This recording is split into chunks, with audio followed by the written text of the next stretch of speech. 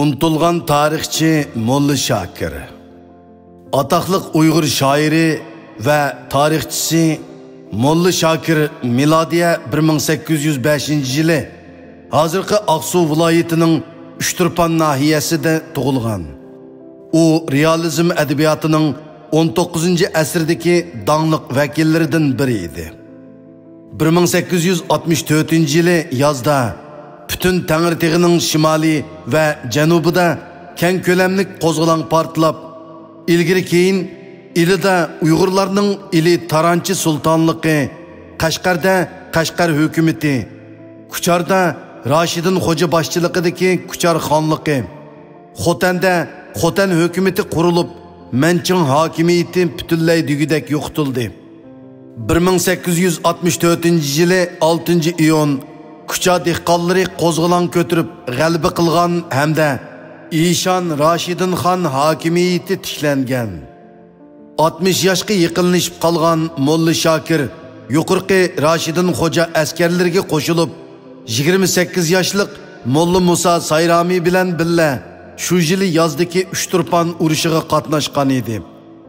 1864-yili 15-iyul Hamidin Xo'ja, Jamoliddin Xo'ja va Xetib Xo'ja qatorliq kucha qo'zg'olonchilarining g'arbga yurish qilg'uchi qismi Aqsuni egallabla tez suratda Uchturpanga qarab otlangan.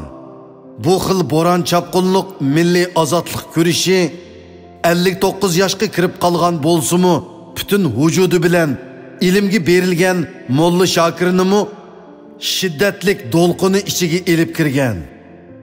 U Kuchar ozodlik qo'shinlarining Uchturpanga yurish qilish qismlarining bosh qo'mondoni Mahmuddin Xo'ja va uning 28 yoshlik bosh mirzisi Molla Musa Sayrami bilan billa Uchturpan urushiga qatnashgan. 18-iyuldan 28-iyulgacha 10 kech kunduz uzluksiz davom qilgan shiddatlik urushlarda qattiq mag'lub bo'lgan Manching qo'shinlari Mo'ljar tog'ining ustida o'zlari portlatib halok qildi. Bu ahvol 1765-yilimi bir qitim ko'rilgan edi. Biroq bu qitimki Uchturpan urushi intayin dahshatlik bo'lgan bo'lib, xalqimizdan 212 kishi shahid bo'lgan bo'lsa-mu, biroq necha ming dushmanni o'ltirib, oxirgi g'alabani qo'lga keltirgan. Shunda qilib 1765-yili Mo'ljar tog'dan o'zini yarg'i tashlab olgan 7 qizlarimning ro'yi xo'sh bo'lgan va ularning intiqomi 99 yildan keyin ilingan. Aradan 2 yildak vaqt o'tgandan keyin, ya'ni 1867-yili 6-oyda mazkur qo'zg'olonchilarning Aqsu va Uchturpandagi hukumati Yoqubbek Badavlat tarafidan to'liq og'dirilib, qo'zg'olonchi qo'shinning ko'p qism boshliqlari o'ldirilgan va nazarband ostiga ilingan. Molla Shakirga kelsak, 1864-yili yozda Uchturpan ozod qilingandan keyin Molla Shakir va Molla Musa Sayramilar shimoldagi Tungan va Qalmoq to'polonlarini tinchitib, sharqda Turpandan g'arbda Qashqar va Yakangichi bo'lgan Uyg'ur ziminlarini Kucha xonligining homiyligi ostiga kirgizgan. 1865-yilning oxirlari Molla Shakirning salomatligi yaxshi bo'lmag'achqa harbiy sapdan chekinib, Uchturpandagi Soyutqa degan havosi sap joyda orom olgan. Bu jarayonda u o'lmas tarixiy asri Zafar nomini yezib chiqqan. 1866-yili 22-sentabr yakshanba donliq tarixchi va shoir Molla Shakir bir yillik jafoliq tirishchanligi orqali Zafarnoma nomli asrini Uchturpan Sovutqa sayligohida yezib bitirgan. U kitobida o'zining yeshi haqida uchur berib, 40 yildan beri ilm o'ginib, amr ma'ruf qilgan bo'lsa, 61 yoshida o'z yurtida g'arib musofir bo'lib, Sovutqi mazrida eng oxirgi hayotini o'tkazganligini aniq aytgan. Buningdan qaraganda olimning tug'ilgan vaqti 1805-yili ekanlik ehtimoli eng kuchlik. 1870-yili 27 noyabr, ya'ni Hijriya 1287-yili Ramzonning 5-kuni dushanba dangliq tarixchi Molla Shokir vafot bo'lgan. Uyg'ur shoiri va dangliq tarixchisi Molla Shokir Zafarnoma nomli dostoni bilan Uyg'ur adabiyoti sahnasidan cho'nqur o'rin olgan.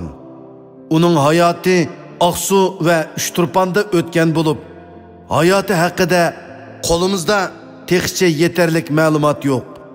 Ammo uning Zafarnoma dostoni o'zining baddiy va tarixiy qimmati bilan bizning qalbimizda mangu hayot. U taxminan 1805-yili Uchturponda tug'ilgan. 1864-yilgacha butun vujudi bilan ilm ma'rifatga berilgan. Shu yili 7-oydagi Uchturpon urushiga qatnashib, milliy mustaqillik kurashida alam mahoratini ishga solgan. Biroq 1865-yili kuzdan boshlab tan sog'sizligi tufaylidan istifa berib, Uchturpon Sovutqi sayligohida orom ilib, toki vafot bo'lguncha shu yerda 4 yildak turib qolgan va shu mozorga dafn qilingan. Molla Shokir vafot bo'lgandan keyin u va uning qabrisi 111 yilgacha xalqning esidan ko'tarilib ketgan edi. Baxtga yarasha doktor Nabijon Tursun apandining dadisi Tursun Barat aka 1986-yili marhum Molla Shokirning Zafarnoma nomli asri yozilganligining 120 yilligiga, vafotining 116 yilligiga ulgurtib, bu zotning mazrini to'g'ri bayqab chiqib, avomga oshkorlagan. Bu voqea Uyg'urlar orasida Mahmud Koshig'ari qabrisi bayqalgandan keyingi ikkinchi cho'ng hayajonliq manzirini paydo qilgan edi. Darvaqa Tursun Barat akaning 1980-yili yet qizlarimning qabrlarini bayqab chiqqandan keyingi yana bir izdinish to'hfasi. 19-asrda Aqsu diyorida yashab, 1864-yildan 1865-yillar orasida Kusharda portlagan Mavloni Rashidin Xo'ja rahbarligidagi Qo'zg'olonning butun Aqsu viloyati va boshqa joylarga yeyilishi haqida yozilgan tarixiy doston Zafarnomining avtori Molla Shokirning asli Uchturponda yashab, vafot bo'lib, Sovutqi degan yerga dafn qilinganligi, Sovutqi degan joydagi xalq ichida faqat bir molla kishining qabrisi deb qarilib kelingan hamda xili eg'ir vayronchilikka uchirgan bir mozorning Molla Shokirning qabrisi ekanligini xalq ichidagi turli pokitlik uchurlar, tarixiy shaxslar va mazar shayxlarining guvohlik berishlari hamda yozma manba uchurlari orqali isbotlab chiqib, Buloq jurnalida Molla Shokirning qabrisini bekitishga oid ilmiy tekshirish dokladini e'lon qilganligi edi. Natijada 100 yildan ortiq egisiz qolgan bu qabrning haqiqiy egisi bekitilib, Uyg'ur klassik adabiyotidagi namoyandalarning biri Molla Shokirning qabrisi 1980-yillar va 2000-yillarda xalqning jumladan ziyolilarning Uchturpondagi ziyorat qiladigan muqaddas joyiga aylangan edi.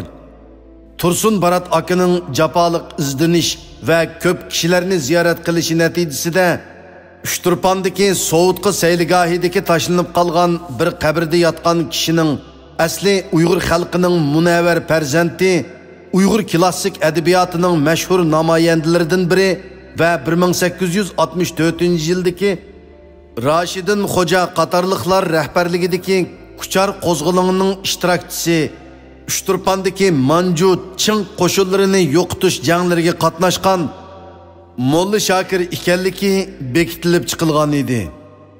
O'tgan asrning 80 va 90 yillarida Urumchida nashr qilingan Uyg'ur va turkiy xalqlar klassik adabiyoti va madaniyat meroslariga bag'ishlangan Nopozliq Buloq jurnali tahrir hay'ati o'zining 1986-yillik 18-sonida maxsus ilova yozib, Tursun Baratning Uyg'ur klassik adabiyatining mashhur namoyandalaridan biri, tarixchi va shoir Zafarnoma dastonining avtori Molla Shokirning qabrisini topganligini olqishlab, bu xalqimizning madaniy hayotidagi zo'r ish deb baho bergan ham shuningdek bu munosabat bilan Tursun Baratning talantli shoir va tarixchi Molla Shokirning qabrisi to'g'risidagi izlanishlarimiz mavzuliq dokladini e'lon qilganligini eskartgan.